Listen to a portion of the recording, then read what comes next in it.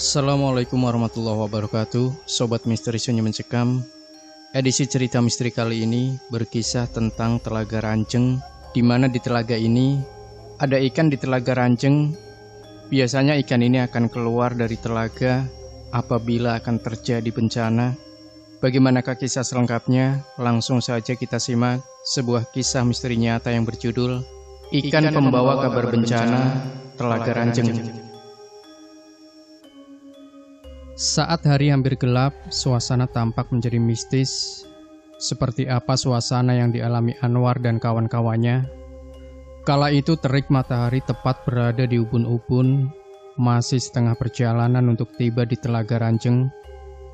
Hal tersebut tak menyurutkan niat Anwar bersama teman-temannya untuk menikmati pemandangan yang begitu memukau. Anwar sudah tidak sabar bernostalgia dengan kenangan masa kecilnya. Kali ini ia mengajak serta teman-teman kuliahnya. Beberapa di antaranya sama sekali belum pernah menginjakkan kaki di Telaga Ranjeng. Mereka pun sangat antusias menerima ajakan Anwar untuk mengisi liburan. Telaga Ranjeng merupakan kawasan cagar alam yang berada di kaki Gunung Slamet. Letaknya berada di Desa Pandansari, Kecamatan Paguyangan, Kabupaten Brebes, Jawa Tengah. Telaga Ranjeng berada di ketinggian 1.200 meter di atas permukaan laut. Pemandangannya tentu begitu mempesona. Tak heran banyak wisatawan yang datang mengunjunginya. Masih lama ya? Sebentar lagi sampai, ucap Anwar. Sejak tadi aku tidak melihat Jody. Tidak perlu khawatir, ia tidak akan tersesat. Sesampainya di Telaga Ranjeng, Bowo justru mengurungkan diri untuk memasuki kawasan wisata. Pasalnya mereka tiba di lokasi sudah hampir senja. Suasana di pintu masuk pun nampak begitu mistik. Aroma pepohonan mulai tercium. Jalanan begitu becek karena diguyur hujan semalam. Tak ada satupun pengunjung yang mereka jumpai. Kemungkinan mereka sudah pulang. Ayo kita ke telaga. Kau saja, aku tunggu di sini. Jangan begitulah, kita sudah sepakat untuk berlibur di sini. Hari hampir gelap, tidak baik berada di tempat seperti ini. Anwar pun mencoba memahami pemikiran Bowo. Ia tidak ingin beradu mulut dengan sahabatnya. Ia tahu betul Bowo begitu mempercayai hal mistik. Apalagi banyak cerita yang beredar bahwa Telaga Ranjeng terdapat istana jin. Tentu Bowo dapat merasakannya. Menjelang maghrib tentu bukan waktu yang tepat untuk berwisata, apalagi mengunjungi telaga. Hal tersebut dikarenakan letak kerajaan jin berada di air. Sudah sepatutnya jika menjelang malam menghindari tempat tersebut. Tidak lama kemudian, Jody dan Randy pun tiba. Dengan penuh antusias, Randy bergegas mengajak mereka ke telaga. Bowo tak bisa mengelak ajakan Randy. Ia menyeretnya dengan sekuat tenaga. Sepanjang perjalanan, nampak pohon damar dan pinus yang menjulang tinggi.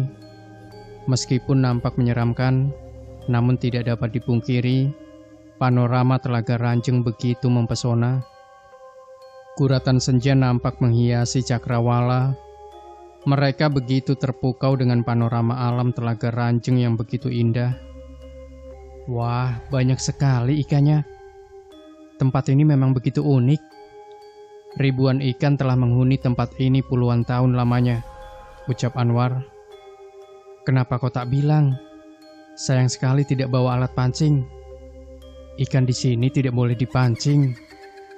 Anwar pun menjelaskan kepada mereka tentang kepercayaan masyarakat sekitar akan adanya penunggu Telaga Ranjeng. Tentu saja hanya Bowo yang mempercayai ucapan Anwar, lain halnya dengan Jody dan Randy. Maklum saja, mereka berdua besar di kota metropolitan, tentu menganggapnya tahayul. Mana mungkin ikan dapat membawa malapetaka? Iya betul. Kalau kau melarang kami menangkapnya agar tidak punah, kami baru percaya. Anwar pun menegaskan kepada mereka untuk tidak mengambil ikan, sekalipun mereka tidak mempercayai mitos tersebut. Bowo pun bergegas mengajak rekannya untuk meninggalkan telaga. Hari sudah mulai gelap dan kabut akan segera turun. Mereka pun akhirnya meninggalkan telaga. Ribuan ikan yang berada di Telaga Ranjeng bukanlah ikan sungguhan. Pengunjung hanya dapat mengajak mereka bermain, tetapi tidak bisa menangkapnya. Jangankan mengambil ikan, mengambil air telaga Ranjeng saja mereka tidak berani. Mereka khawatir tertimpa musibah seperti yang sudah-sudah. Jika tidak menderita sakit berkepanjangan, maka akan ditimpa kemalangan yang tak berkesudahan. Ribuan ikan yang ada di sana, tentu fenomena alam yang langka. Ikan-ikan tersebut pun dapat berganti jenis setiap ada peristiwa besar. Masyarakat meyakini bahwa ikan di Telaga Ranjeng merupakan pembawa kabar dari alam tentang bencana yang akan datang. Pada awalnya Telaga Ranjeng berisi ribuan ikan lele, namun ketika tahun 2004 sebelum tsunami Aceh melanda, ribuan ikan lele menghilang secara misterius. Tak lama kemudian ribuan ikan nila nampak menghuni Telaga Ranjeng. Beberapa saat setelah peristiwa tsunami Aceh, ikan lele mulai lagi nampak di Telaga Ranjeng. Beberapa tahun berlalu, pada tahun 2010, ikan lele kembali menghilang, berganti menjadi ikan mas, nila, dan kalper dengan ukuran yang besar. Masyarakat setempat mempercayai bahwa mereka adalah jelmaan para santri pada zaman kerajaan. Di pertengahan jalan, langkah mereka tiba-tiba terhenti. Mereka berpapasan dengan beberapa orang mengenakan jubah putih. Aroma kembang 7 rupa begitu menyengat. Mereka membawa tambir lengkap dengan ubur rampenya. Mereka pun saling berpandangan. Apa yang mereka lakukan? Tanya Randy penuh cemas. Sepertinya mereka akan menggelar ritual, sahut Bowo. Sebelum Telaga Ranjeng diresmikan pada tahun 1924, sebelumnya terdapat mata air yang menjadi pemandian para raja Jawa. Telaga Ranjeng juga kerap dijadikan sebagai tempat ritual untuk mencari berkah. Maka tak heran Telaga Ranjeng kental dengan aura mistik. Tak seorang pun berani melanggar pantangan, khususnya mengambil ikan. Kabut tebal mulai turun, suasana pun semakin mencekam, bulu kuduk mereka mulai bergidik. Mereka pun segera mempercepat langkah.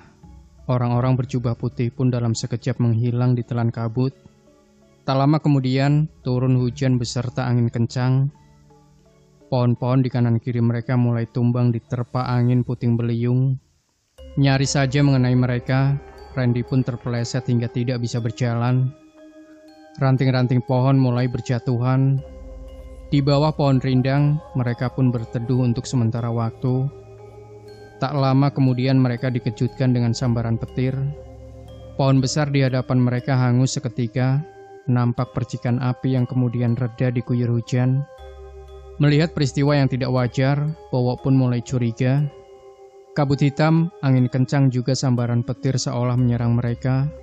Pasti ada yang melanggar pantangan. Siapa yang mengambil ikan di telaga? Tanya Bowo sembari menatap tajam Jody dan Randy.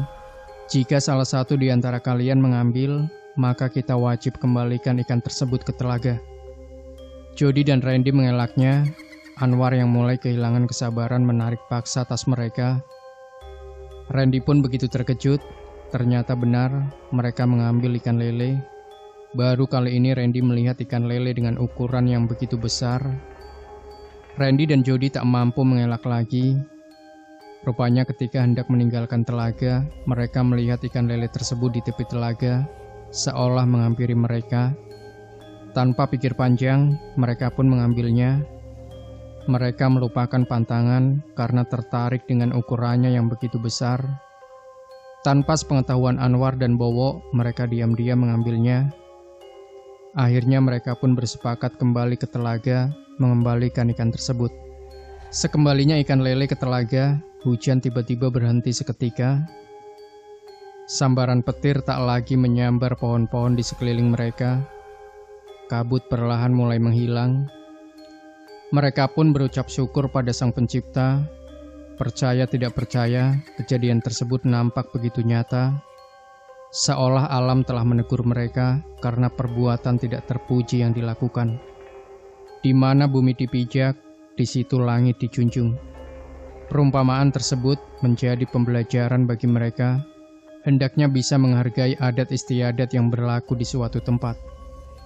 Demikian Sobat Misteri Sunyi Mencekam, tinggalkan komentar Anda, like, share video ini, subscribe channel Sunyi Mencekam, dan kembali nantikan cerita-cerita misteri terbaru dari kami. Wassalamualaikum warahmatullahi wabarakatuh.